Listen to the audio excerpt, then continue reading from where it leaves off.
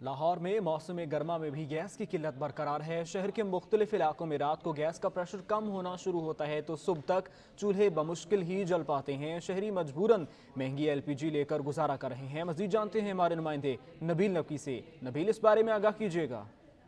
जी बिल्कुल, शहर लाहौर में इस साल मौसम गर्मा में भी बिजली की लोड शेडिंग के साथ साथ गैस की लोड शेडिंग का सिलसिला भी जारी है।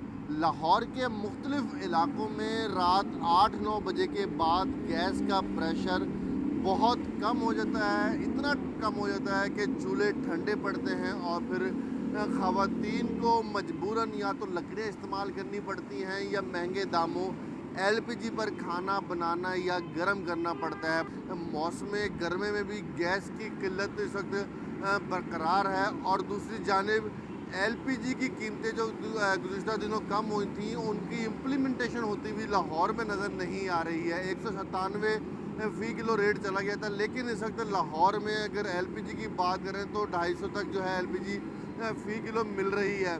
यही शिकायतें रिक्शा ड्राइवर्स करते नज़र आ रहे हैं और जो घरेलू सिलेंडर से लोग इस्तेमाल करते हैं उनकी जानिब से भी यही शिकायत जो है वो मौसूल हो रही हैं। तो ये कहा जा सकता है कि इस साल मौसम गर्मा में गैस की लोड शेडिंग